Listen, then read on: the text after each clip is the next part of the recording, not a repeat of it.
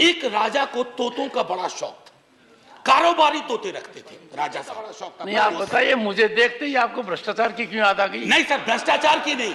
एक फिल्म थी कभी कभी, उसमें एक शाहिर की बड़ी अच्छी लाइन थी, कभी कभी मेरे दिल में एक ख्याल आता है।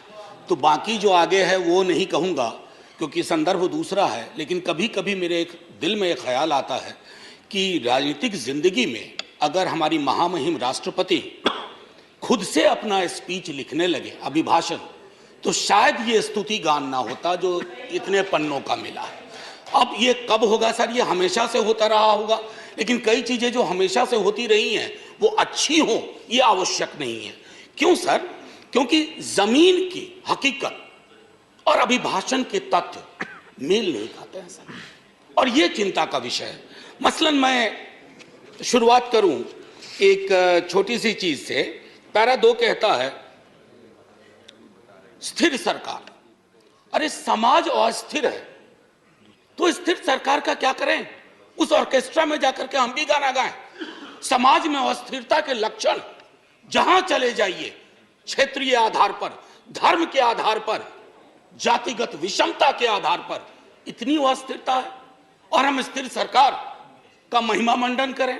सर, स्थिर सरकार वो होती है जो समाज में अस्थिरता पैदा ना होने दे। यहां उल्टा मामला है, ये चिंता का विषय है। इसकी अभिव्यक्ति माननीय राष्ट्रपति महोदया के अभिभाषण में नहीं होती है।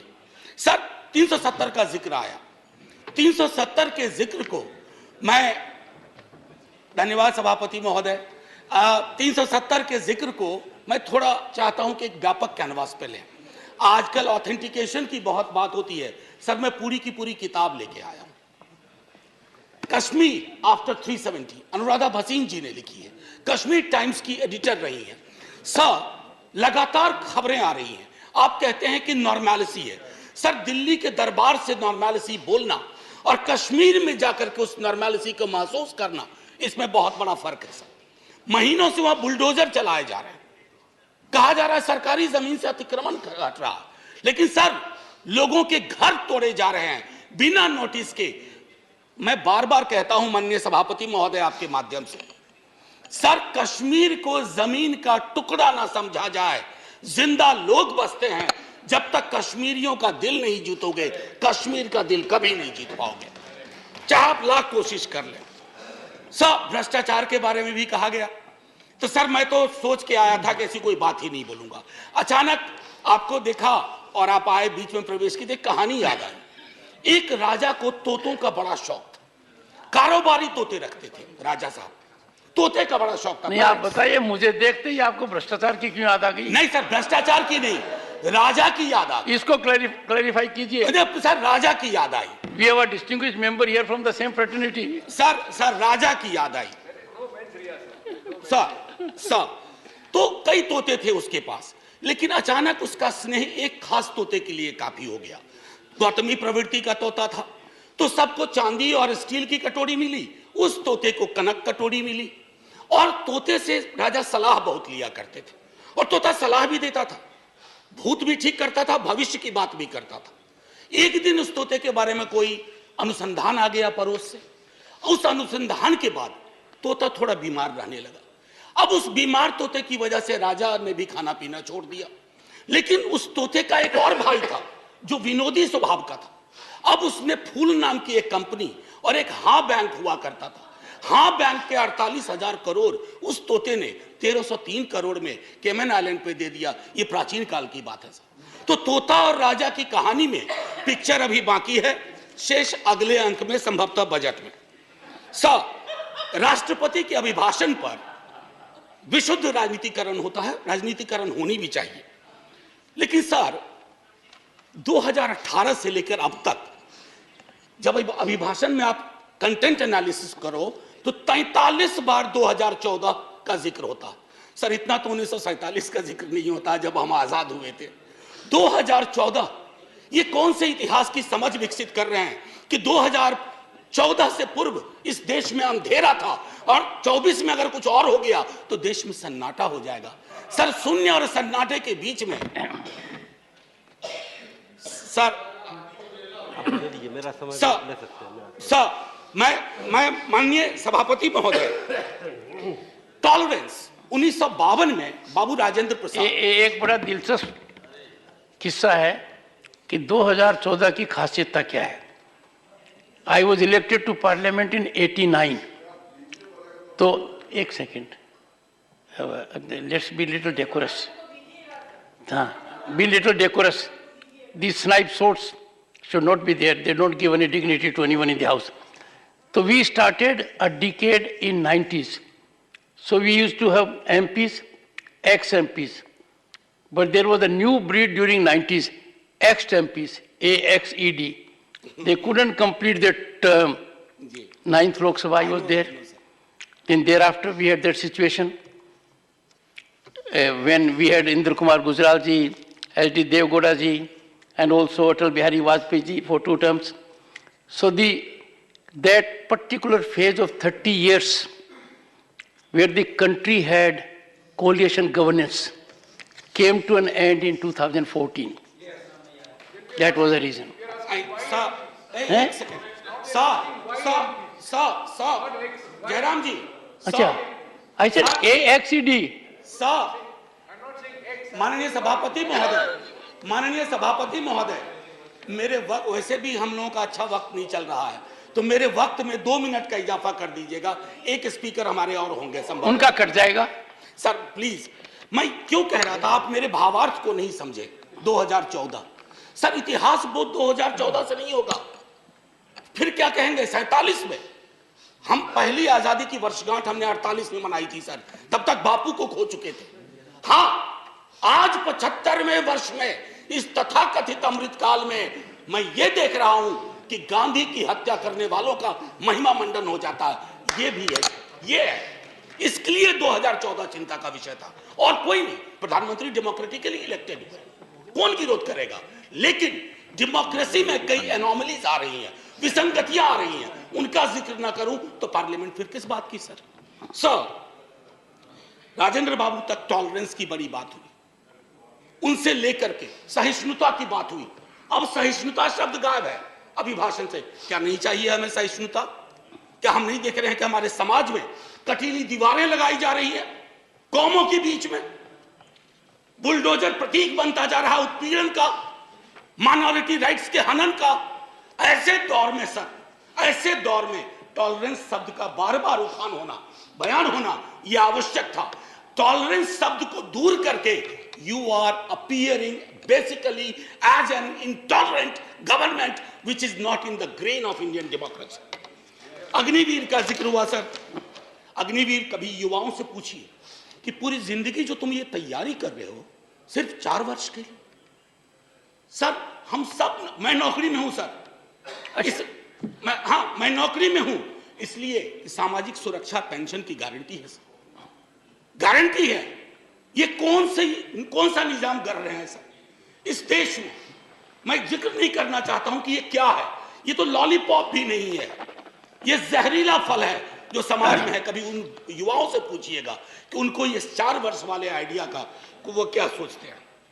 सर लगातार फॉरेन पॉलिसी पर भी मैं देख रहा हूं अभिभाषण चुप सा होता जा रहा है, फॉरेन पॉलिसी पर बात नहीं होती।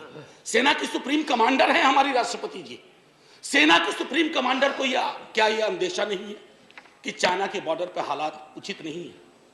मैं माननीय रक्षा मंत्री के बयानों को सुनता हूं तो चिंता होती है, लेकिन डिनायल है, डिनायल है सरकार की तरफ से। एक पड़ोसी के लिए तो लाल आंख निकाल देते हैं, दूसरे पड़ोसी के नाम पर आप चुप हो जाते हैं। Honorable member, security is a very sensitive subject, and you are a professor. We expect such a subject to be taken up very seriously, and let it not be usual discourse. Go ahead. Sir, I am a student of political science and history. In 1962, when India was at war with China, we had debated that in this parliament.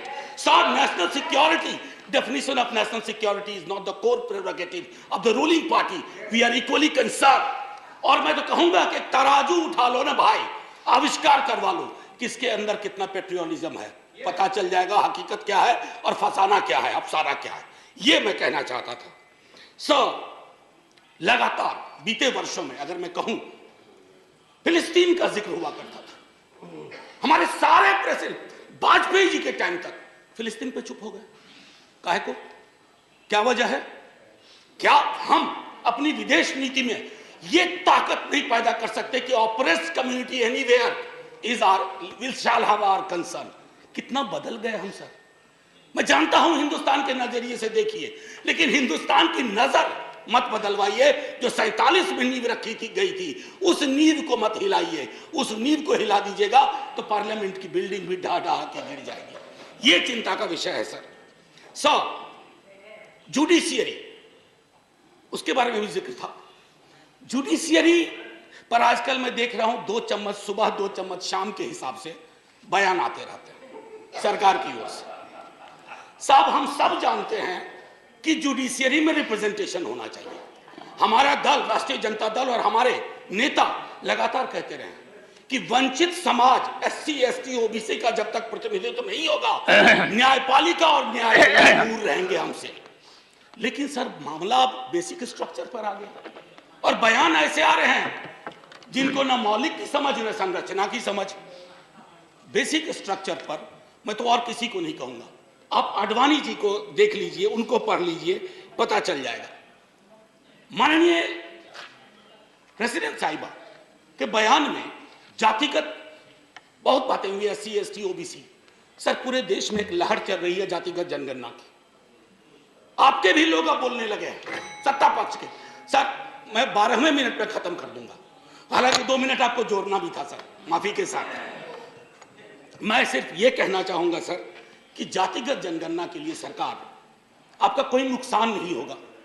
मैं आपको यकीन दिलाता हूं, थोड़ा फायदा होगा। हकीकत देखिए कौन कहां खड़ा है, इसलिए बिहार में हम सर्वेक्षण करवा रहे हैं। प्रेरणा लीजिए ताकि जिनका हक, जो वंचित रहे हैं। अब ब्लास्ट फ्रॉम द पास्ट अक्सर आता है, नाम बदलो नाम बदलो। डेली पार्लियामेंट के बाहर कोई पूछता है, आज वो फलाना का नाम बदल रहा है।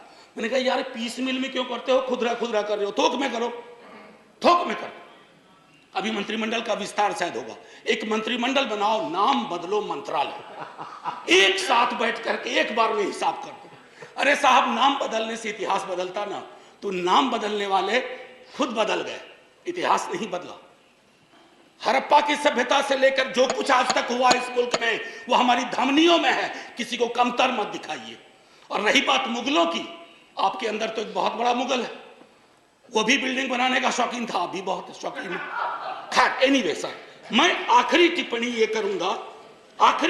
करूंगा आपके समक्ष सर, बिना नाम बताए बता रहा हूं। हम सबल केंद्र चाहते हैं, लेकिन केंद्र की सबलता संविधान से आती है, किसी दल के सत्ता पर एक अधिकार से नहीं आती। यदि केंद्र का व्यवहार न्यायपूर्ण नहीं रहा, यदि दलगत आधार पर प्रदेशों के साथ भेदभाव या पक्षपात किया गया, तो प्रदेशों में केंद्र विरोधी भावनाएं जन्म लेंगी। मैं नहीं सर, अटल जी 74 का भाषण। बस सर, आखिरी, कुछ मित्रों ने इसे अनावश्यक कर्मकांड, यानी इस बहस को कर्मकांड का, मुझे तो यह सारा दृश्य प्रहसन सा प्रतीत होता है। राष्ट्रपति का अभिभाषण ही नहीं, इस पर होने वाली यह चर्चा करने वाला यह सदन, यह संसद कुछ अर्थों में बेमानी, व्यर्थ, जन जीवन से कटा हुआ। मैं नहीं, अटल जी, ये हमारे लिए आईना होना चाहिए। सर, आखिरी सर, एक जय हिंद तो बोलने दीजिए सर, जय हिंद बोल देने दीजिए, 2 मिनट मेरा जोड़ना भी है आपका। सर, मैं सिर्फ ये कहूंगा, जय हिंद बोलने से पहले सर, ये अवसर होते हैं सदन में जितने लोग हैं, मैं सबका शुक्रिया अदा करता हूं, लेकिन लोकतंत्र नहीं बचेगा ना सर, तो सिर्फ अगर तंत्र बच गया तो कुछ बचेगा नहीं। जय हिंद सर, शुक्रिया बहुत बहुत। और आपके मन में कभी कभी ख्याल आता है, वो बाकी चेंबर में बताइए। जी सर।